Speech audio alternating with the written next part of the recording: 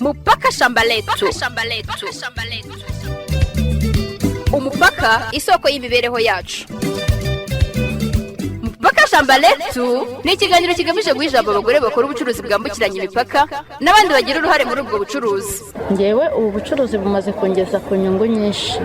Uko tuvugana sinshobora gutegera ku muntu ngo ampereze mituweli. Nkarya, nkambara, nkisiga. Hii kazi yangu inanisaidia sana. Juu ninachuruza tomate, matungulu, chonga. Antukena inanisaidia sana. Juu siwezi kuwa na ile maisha ya omba. Taki niko najitupa tupa mie peke. Umwana wiga segonderi mwishyurira ishuri bose ubuzima burakomeje imboga umva mbese ni nk'umugabo. Ni mu rwego rw'umushinga Mupaka shamba letu ugamije kubaka amahoro binyuze mu kubaka ubushobozi mu by'ubukungu ku bagore bakora ubucuruzi bwambukiranya imipaka. Mushyigizwaho n'umuryango mpuzamahanga International Alert binyuze mu mushinga wawo wa Mupaka shamba letu ugamije guteza imbere ubucuruzi buciriritse bwambukiranya imipaka no guteza imbere imibanire myiza mu karere k'ibiyaga bigari by'u Rwanda na Repubulika Iharanira Demokarasi ya Kongo. Ni ku nkunga ya ambasade ya Swede n'ikigo cy'Ubusuwisi gishinzwe ubufatanye n'iterambere.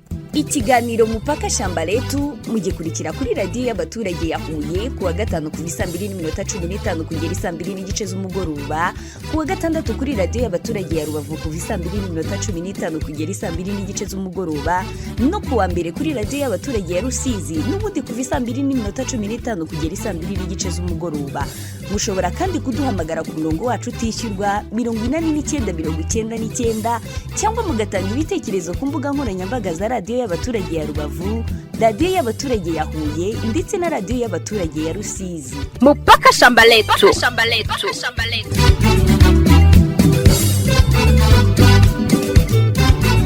Bakunze ikiganiro Mupaka shamba letu turabasuhuje. Tubaye ikaze mu kiganiro cy'uyu munsi. Hashize iminsi mike hatangiye iminsi 16 yahariwe kurwanya ihohoterwa rishingiye ku gitsina. Iyo minsi itangira kuva tariki ya 25 Ugushyingo. Insanganyamatsiko y'ubu bukangurambaga bwo kurwanya ihohoterwa rishingiye ku gitsina niyo kurwanya ihohoterwa rishingiye ku gitsina rikorerwa abagore ariko hifashishijwe ikoranabuhanga. Naho mu Rwanda insanganyamatsiko irakangurira abanyarwanda kugira umuryango utekanye uzira ihohoterwa. Ni muri urwo rwego umushinga Mupaka shamba letu wabateguriye iki kiganiro kugira ngo musobanukirwe n'ubwoko bw'ihohoterwa rishingiye ku gitsina abagore bakora ubucuruzi bwambukiranya imipaka bahura naryo ndetse n'uburyo umushinga Mupaka shamba letu wafashije mu kurirwanya. Muri kumwe na Solange ya none. Mupaka shamba letu.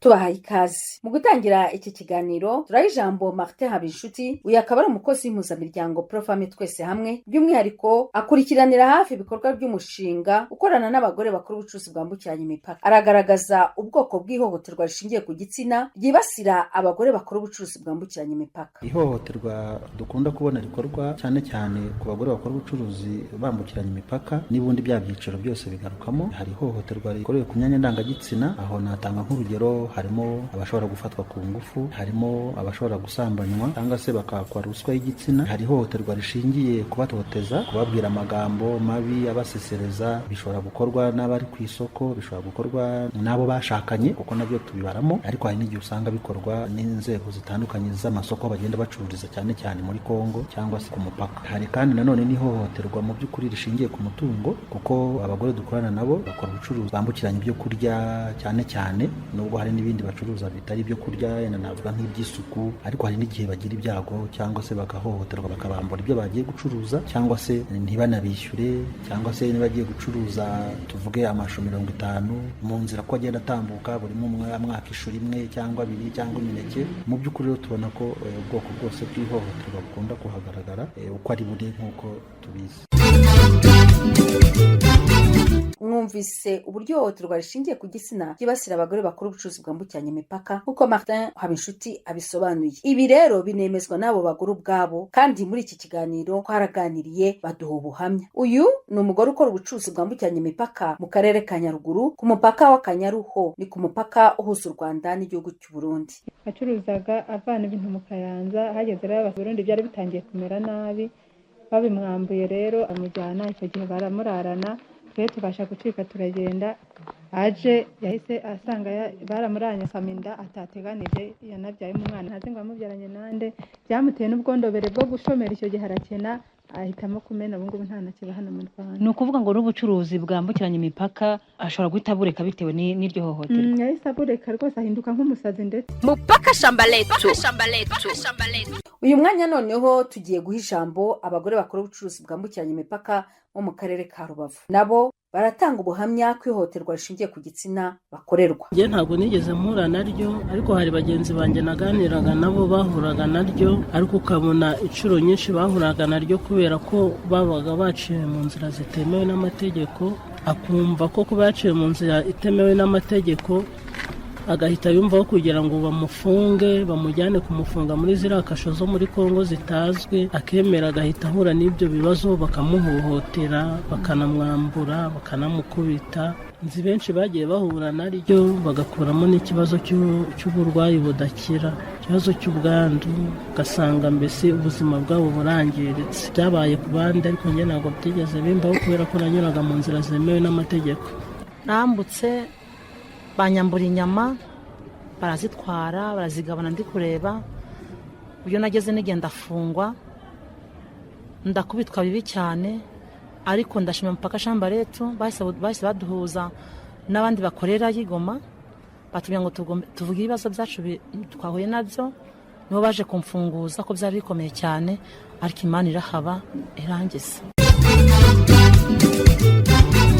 Twaganiriye kandi n'abagore bakora ubucuruzi bwambukiranya imipaka mu karere ka Rusizi. Nabo bemeza ko iryo hohoterwa rihari. Hari igihe twajyanaga nk'ubucuruzi muri Kongo tujyanye amafu, twahagera bakatubwira ngo ntago twomora umuzigo wacu nk'uko bikwiye. Noneho ugasanga ubucuruzi wajyanye n'inyungu wari kubona atari yo nyungu ubonye. Wagera aha umwe akakubwira ngo numve, wagera hirya undi muntu akakubwira ngo numve, ukajya kugeza bwa bucuruzi usanga nyine byagutesheje umutwe. Ikintu cyiza Mupaka shamba letu yaba yaratumariye, hari ukuntu twajyaga muri Kongo nk'abagore tukaba twasakwa n'abagabo, ariko kubera ubuvugizi dukoreye ntabwo tugisakwa n'abagabo, ahubwo ni abagore badusaka.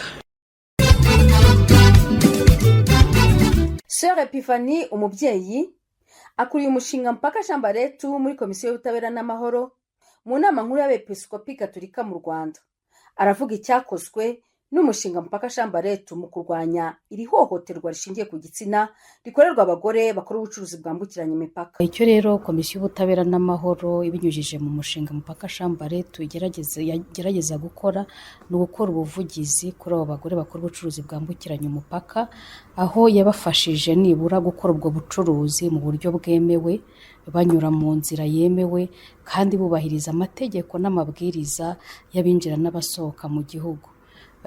Hanyuma rero bituma abo bakora ubwo bucuruzi bwambukiranya umupaka nibura bamenyekana, inzego zirabamenya, bagira ibyangombwa, bituma rero birwanya rya hohoterwa bajyaga bakorerwa, ubwo nyine bajyaga bakora ubucuruzi bw'ubucoracora, banyura mu nzira zitemewe n'ubucuruzi bwabo butemewe, cyangwa se bafite n'ikibazo cyo kutagira impapuro zemewe zituma bambuka. Kuba bari mu murongo mwiza nibyo bituma uyu munsi ntawo ubagiraho ikibazo, bagenda bababona, bakorera ahantu hazwi, bafite ibyangombwa, donc mbere byari ikibazo gikomeye.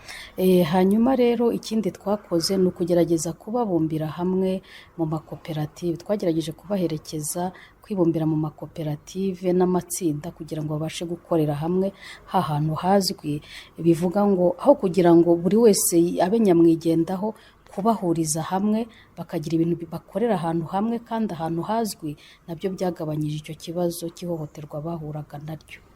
Ikindi rero tugerageze gukora ni amahugurwa atandukanye ku nsanganyamatsiko zitandukanye.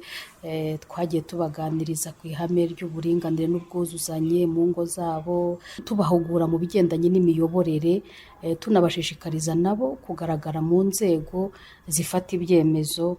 Hanyuma rero ikindi tugenda dukora ni ubukangurambaga, cyane cyane mu minsi 16 dukorana nabo tugamije gukangurira abantu kurwanya ihohoterwa, kandi nabo nyine tubakorera ubuvugizi akaba ari igikorwa dukunze guteganya kenshi hagati y'ukwezi kwa 11 n'ukwezi kwa 12. nk'ubu ngubu icyo gikorwa turagiteganya ku Kanyaru ejo bundi ku itariki ya 28, aho abafatanyabikorwa bacu bazakitabira tukaganira ku nsanganyamatsiko y'uyu mwaka, hagatangwa ibiganiro ariko hagamijwe nyine kwamagana na iryo hohoterwa, ariko no kugira ngo abantu barusheho kubana mu mahoro, aho duteganya kuzatera igiti, kuzakora urugendo rwamagana iryo hohoterwa tugendeye ku nsanganyamatsiko y'uyu mwaka. Mu gusoza ikiganiro cyacu nanone turaha ijambo Martin Habinshuti, nawe yagarutse ku ngamba zindi zakoreshwa mu kurwanya iri hohoterwa. Nibyo rwose mu ngamba zimwe zo kugira ngo hakumirwe ihohoterwa rishingiye ku gitsina rikorerwa abagore harimo no kubakira ubushobozi. Duhereye nko mu muryango, iyo umuntu adafite ubushobozi bwo kubona icyarya, umuntu wese umufiteho ububasha bwo kumuha icyo kurya yamukoresha icyo ashaka, yamufata ku ngufu, yamusambanya, yamushuka, icyo gihe akabikora ari kugira ngo arengere ubuzima. Ikindi nuko umuntu udafite amakuru yahohoterwa ku buryo bworoshye. Ni ngombwa rero ko mu kongerera ubushobozi abagore bigomba guca mu mpande zombi. Hari impande ijyanye n'ubukungu, ari nacyo Porofame twese hamwe ikoraho inashyiraho imbaraga muri uyu mushinga. Umugore akwiye kugira ubushobozi bwo gucuruza, kongera igishoro, bityo ibyo akeneye by'ibanze mu muryango bikaboneka, bikamurinda umuntu wese washaka kumuhohotera yitwaje ko amufiteho ububasha cyangwa se ari we akuraho amaramuko. Ikindi ni ubushobozi mu bijyanye no kugira amakuru y'uburyo cy'ihohoterwa rikorwa, amayeri abahohotera bakoresha, ariko n'uburyo bwo gutanga amakuru ku gihe yahohoteye kugira ngo ahabwe ubufasha. Ibi byose rero abagore bakeneye kubimenya. Abari bateze amatwi y'ikiganiro Mpaka Shamba Letu icyuyu munsi naha tugisoreje. Turizira tudashidikanya ko mugerwaho n'ubukangurambaga bugamije kurwanya ihohoterwa rishingiye ku gitsina. Turashimira cyane aba bagore bakora ubucuruzi bwambukiranya imipaka baduhaye ubuhamya, dushimira kandi n'abandi bagize uruhare muri iki kiganiro. Ndashimira cyane Christine Ndacyayisenga, Jasmine Duhirwe na Jean Uwamahoro bamfashije gutegura iki kiganiro. Nge na Solange ya none naho ubutaha.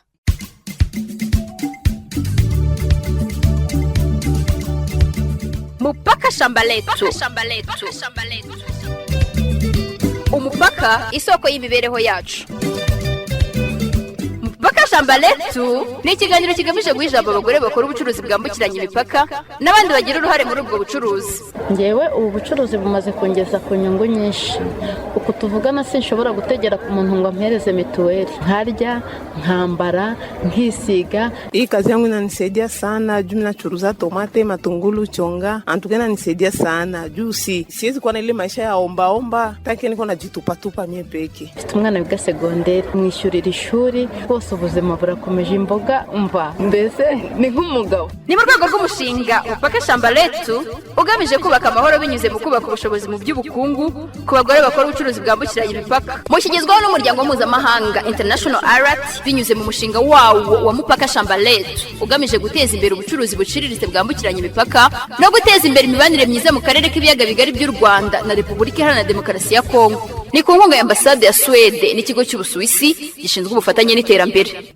Ikiganiro Mpaka Shamba Letu mugikurikira kuri radio y'abaturage ya Huye kuwa 5 ku 2:15 kugera 2:00 z'umugoroba, kuwa 6 kuri radio y'abaturage ya Rubavu ku 2:15 kugera 2:00 z'umugoroba, no kuwa 2 kuri radio y'abaturage ya Rusizi n'ubundi ku 2:15 kugera 2:00 z'umugoroba. Mushobora kandi kuduhamagara ku murongo wacu utishyurwa 8999 cyangwa mugatanga ibitekerezo ku mbuga nkoranyambaga za radio y'abaturage ya Rubavu, radio y'abaturage ya Huye ndetse na radio y'abaturage ya Rusizi. Mpaka Shamba Letu.